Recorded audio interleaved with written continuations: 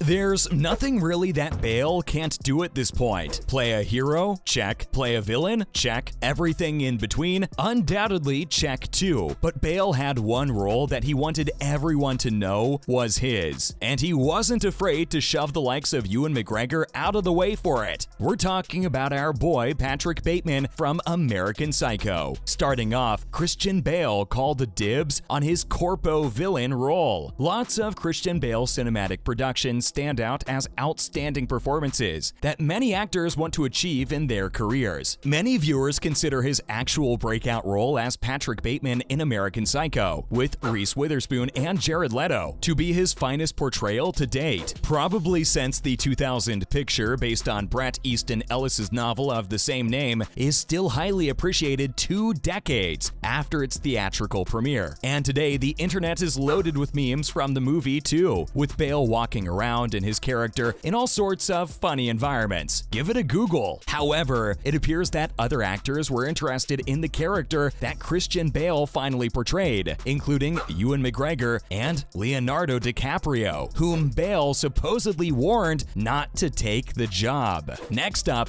Bale got extra candid in a GQ interview. Christian Bale said in an interview with GQ that he, along with the amazing Ewan McGregor and Leonardo DiCaprio, were both given the role of Patrick Bateman in American Psycho, but Mr. Bale convinced producers and those involved in casting choices that he was the ideal man for the job. During the interview, Bale admitted that he contacted numerous high-profile people up and described his devotion to the job in an attempt to frighten them away from taking on the project. The guy channeled his inner Bruce Wayne, honestly, a prequel of sorts, and he did all this while also reflecting on how much he was still physically training for the role. The guy wasn't even ready to take the role, but still fought for it. Gutsy, and that's why we love him. Don't touch. Bale specifically told several of them, take a step back. If you're not going to move away, at least be aware of what you're up against. Moving on, Bale's efforts and personality helped him get the spotlight. As intimidating as Christian Bale's demands to producers and other performers like Ewan McGregor and Leonardo DiCaprio were during the casting process for American Psycho, it appeared that his strategy of intimidation and attention to his acting technique worked in his favor. Bale went on to play Patrick Bateman in what became a character marketed to foreign audiences, giving the performer a larger army of followers. Obviously, this was before his work for David O. Russell and Christopher Nolan's Batman trilogy. However, we gotta understand that the character of Patrick Bateman is not always easy for certain audiences to swallow. Given the corpo villain transforms from a successful investment banker to a serial killer in the 1980s, Bale seems to make the whole shift quite plausible to audiences in the long run. Further, let's recap how well American Psycho did upon release. American Psycho was directed by Mary Harron, who co-wrote the film with Guinevere Turner. The thriller became a commercial success and cult favorite since its premiere at the Sundance Film Festival in January 2000, much to the dismay of Ewan McGregor and the other actors who did not take the lead part. The film walloped over $34 million at the box office, despite a $7 million budget, generating a direct-to-video sequel starring a young Mila Kunis. American Psycho was well received by critics and viewers alike at the time. Rotten Tomatoes presently ranks the movie with a tomato meter score of 69%, based on 150 critic reviews, and an audience score of 85%, based on over 250,000 ratings from site users. Up next, how well did the actors take Bale's warning? Many of the performers who Christian Bale seemed to frighten away from playing Patrick Bateman have succeeded in the years after American Psycho was released, including star boys Ewan McGregor and Leonardo DiCaprio. McGregor was filming Moulin Rouge for director Baz Luhrmann at the time, while simultaneously starring in the Star Wars prequel trilogy as young Obi-Wan Kenobi, a character he has subsequently resurrected for Disney+. DiCaprio, on the other hand, hand, has played the lead in a number of films for high-profile directors, including Martin Scorsese's Gangs of New York, The Departed, Shutter Island, and the controversial, amazing The Wolf of Wall Street. Next up, regardless of the past, Christian Bale is the best Bateman. Christian Bale will always be associated with American Psycho. Yes, he supposedly persuaded other actors such as Ewan McGregor to back down and allow him to play Patrick Bateman, but we allow it since he did such a flippin' good job too. Who cares if he was a bully about it? Batman forever, pun intended. The film, which also stars Willem Dafoe, Josh Lucas, Samantha Mathis, Matt Ross, Chloe Sevigny, Justin Theroux, and last but not least, duo of Reese Witherspoon and Jared Leto, is now available to stream on HBO Max for anybody interested in reliving the black comedy. Plus, believe it or not, American Psycho helped Christian Bale fast forward and boosted himself to critically acclaimed movies like Batman, and the rest is history. We hope our boy won't be stopping anytime soon with his huge variety of roles to play, because every performance is a pleasure to watch. Stay tuned, because with the speed Bale's going at in his career, we're gonna have a lot more to discuss very frequently. Yes, Mr. Bale, keep on keeping on. Now, moving on to other news. Firstly, Bale and Taylor Swift with his upcoming movie, Amsterdam. Christian Bale has long resisted the thought of becoming a producer and launching his own production business, but the Oscar winner has changed his mind owing to his two upcoming films, Amsterdam and The Pale Blue Eye. With Amsterdam, Bale and longtime collaborator David O. Russell began developing the idea for the film at a West Side diner roughly 5 years ago, and Bale quickly fell in love with the trio of friends at the center of the film. The trio would become entangled in one of the most unknown yet relevant conspiracy plots in American history, so Bale acted as a sounding board for Russell, while also developing his character, Dr. Burt Berenson. Bale also played a similar role to another longtime colleague, Scott Cooper, in the creation of their gothic murder mystery, The Pale Blue Eye. In addition to satisfying his creative itch during development, Bale is more receptive to producing if he ever needs to defend his director. The Batman Begins star thought he was done with the superhero genre after finishing Christopher Nolan's The Dark Knight trilogy in 2012, until his children pushed him to accept an opportunity to play Gore the God Butcher in Taika Waititi's Thor: Love and Thunder. The Welsh actor also planned to amaze his children with a sequence in Amsterdam, in which his character performs with the world's most famous singer-songwriter, Taylor Swift. Next, Christian Bale finally talks about Star Wars. Christian Bale has spoken up about the Star Wars character he has always wanted to play, but has never had the chance to do so. In an interview with The Hollywood Reporter, Bale stated that he had always wanted to portray the stormtrooper who bangs his head on the doorframe in A New Hope. Hardcore Star Wars fans love the blink and you'll miss it moment. All I ever wanted in Star Wars was to be in a Star Wars uniform and walk through and knock my head on a door or something, Bale explained. That would be adorable and super funny to see Bale do so, and we're all up for it. Bale has previously played Batman in Christopher Nolan's The Dark Knight trilogy and Gore the God Butcher in the Marvel Cinematic Universe's Thor: Love and Thunder. It seems like he'd want to add Star Wars to the list as well, and considering the rising amount of stuff we're getting from a galaxy far, far away, that prospect seems likely. The Mandalorian Season 3, the Ahsoka TV series, and Skeleton Crew, among other projects, are now running on Disney+.